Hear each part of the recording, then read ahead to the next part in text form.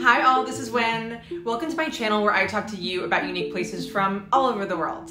The video today is a subject that I swear would have been covered thoroughly by now, but as it turns out, not really. So, okay, we've all heard about the Black Dahlia murder, right? The tragic and gruesome murder of the young and beautiful Elizabeth Short in 1947 in Los Angeles. Well, how much do you know about the house where it, let's just say, maybe, presumably, possibly, even likely happened?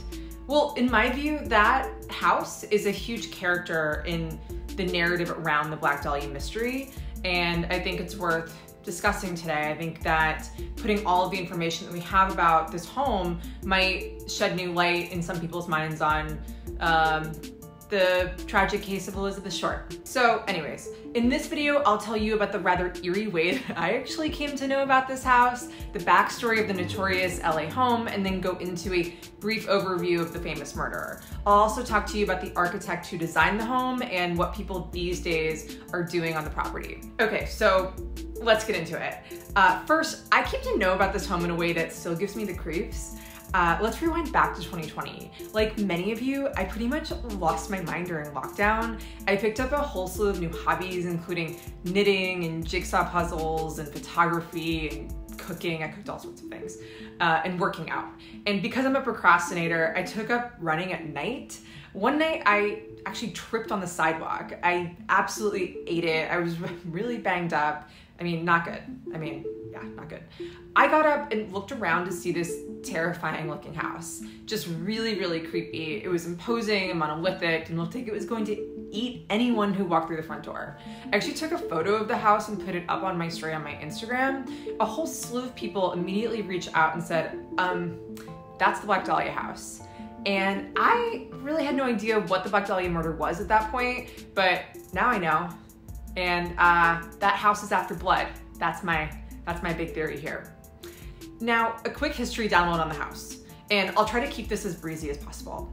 The Black Dahlia murder, or Jaws home, is more formally known as the John Sowden home. The 5,600 square foot home was designed in 1926 by Lloyd Wright in the Neo-Mayan style and sits on Franklin Avenue in Los Angeles. Lloyd Wright, or Frank Lloyd Wright Jr., is one of the famous architect's 8 children. His mother was Wright's first wife, Catherine Lee Kitty Tobin Wright. Wright was born in 1890 and in 1911 joined his father's architectural firm Taliesin. He worked for several years before leaving in 1916 to start his own firm.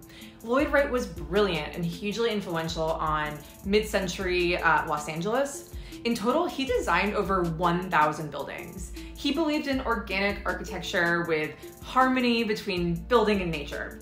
Moreover, folks in Hollywood found him far more user-friendly than his father, less expensive, and less patronizing. If you aren't aware, Frank Lloyd Wright Sr. was a genius, but a notorious nightmare of a human being, a narcissistic genius who didn't hate Nazis.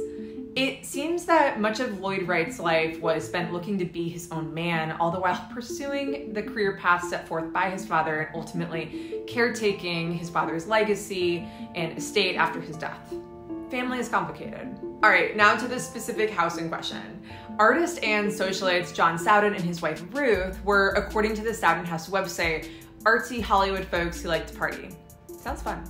They knew Lloyd Wright had been designing sets for Paramount Studios and commissioned the young architect to design the home to be a theatrical setting for parties and musical performances. The home is built using concrete textile blocks and Mayan themes. The earthen blocks are even stacked up as they would be in a Mayan temple. The home has narrow windows and an imposing facade, to put it mildly. The entrance is like a cave. After the front entrance, you pass through sculpted copper gates up a narrow tomb-like staircase. Already creepy? The home follows a rectangular plan built around a central courtyard. Something that is very unique is that this home has a basement. Anyone who lives in Southern California knows that basements just are not very common. Too many earthquakes. When the home was built, people at the time thought it looked cheap. They simply did not like the concrete. I think all the concrete certainly lent to this brutalist, murdery vibe the house gives off. It's not my favorite either, to be honest. Weirdly, Lloyd Wright once said, "I want to make spaces that are simple and powerful, spaces that embody the spirit of the people and their time." He also said that the architect must be a prophet in the true sense of the term. If he can't see at least 10 years ahead, don't call him an architect. Maybe Lloyd Wright was a prophet. I mean, he made a house that looks like it's going to eat people, and then a bunch of people linked to the home turned up dead. Fancy that. Now, to the Black Dahlia murder. As I'm sure many of you know, the Black Dahlia is the nickname posthumously given to Elizabeth Short, who was gruesomely murdered in 1947. On the morning of January 15th, 1947, Elizabeth's body was recovered in Leimert Park in Los Angeles. She was mutilated, bisected at the waist, her body was drained of blood, and she was purposefully arranged. If you want more details on how her body was discovered, I encourage you to Google separately. I simply do not have the stomach to go through it all. Elizabeth was 22 years old when she died. She was from Boston and moved out to California after her fiance died in World War II. In California, she reunited with her father, who she hadn't seen in ages, but he ended up being a big disappointment. From the age of 18, she bounced around the city, staying with various friends and taking various jobs. She aspired, like many in the city, to be an actress. Short was last seen at the Biltmore Hotel in downtown Los Angeles 6 days before her body turned up. Due to how her body was discovered, the murder has fascinated true crime fans for decades. Now, Elizabeth Short's murder remains officially unsolved, but in the early 2000s, a man named Steve Hodel came forward with a substantial bit of evidence that the murder was, of all people, his father, Dr. George Hodel. And not only is Steve George's son, but he's also a former LAPD homicide detective. He retired from the LAPD in 1986 and has since worked as a PI. I mean, what are the chances? As it turns out, this George Hodel was the worst of the worst. He bought the Sowden house in 1945 and lived there for 5 years. He was known for having these lavish sex parties and partaking in all kinds of S&M activities. He was reportedly a huge chauvinist and a big drinker. He at one point stood trial for incest. He purportedly impregnated his teenage daughter, Tamar, and subjected her to multiple sexual encounters with himself and his friends. I mean, I'm not sure how much worse than that it can get. Due to how Short's body was discovered, the police have long believed that the murderer was a trained doctor or someone with medical experience. So Hodel definitely checks that box. At the time of the Black Dahlia murder in 1947, Hodel appeared on a short list of 25 suspects. Numerous people attested that he and Short knew each other. The police so suspected him that they bugged the Franklin home, and he more or less confessed.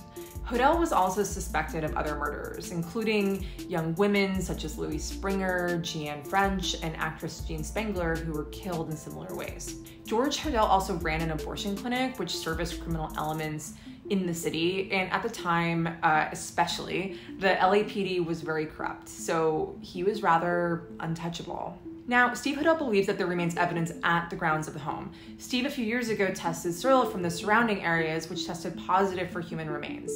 But to have any kind of definitive proof, the LAPD would need to revitalize the case and explore the grounds and the basement for remains. And Steve Hodel says that there simply is not the will to do that inside the force, and that the LAPD is motivated even today to do nothing so that they can continue to cover up for revered chiefs Bill Parker and Thad Brown, who, he alleges were complicit in the cover-up. I'm going to link to the podcast series Root of Evil as well as Steve Hodel's website in case you would like to learn more about George Hodel and his family. Steve has put together quite a bit of evidence. On his website, you can also look through. George Hodel left the country in 1950 and moved to the Philippines. The house was bought and sold for years before a well-known designer, Zoran Balbez, purchased the home for $1.2 million. He then spent $1.6 million to restore the home to what it is today.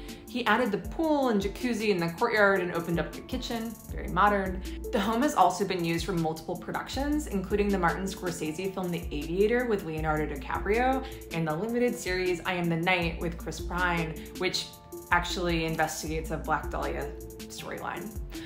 Nowadays, the home is available to rent for events. They're very clear that they are not open to weddings, so couples out there, don't even think about it. But they are all about the nonprofits and film and photo shoots. It's all a little bit morbid if you ask me. You know, what personally baffles me is how, with all of the intense curiosity about the Black Dahlia all around the world, that someone like anyone cannot figure out how to excavate the property and search for evidence to unearth any clues about what could have happened to these women. I mean, if anyone out there has a feasible way to gather support to make this happen, please let me know, and I'll link to any relevant websites or social media accounts in the description. Okay, so if you enjoyed this video, please subscribe. Also, I would love to hear what you think about the video, so please leave a comment below. Until next time, goodbye.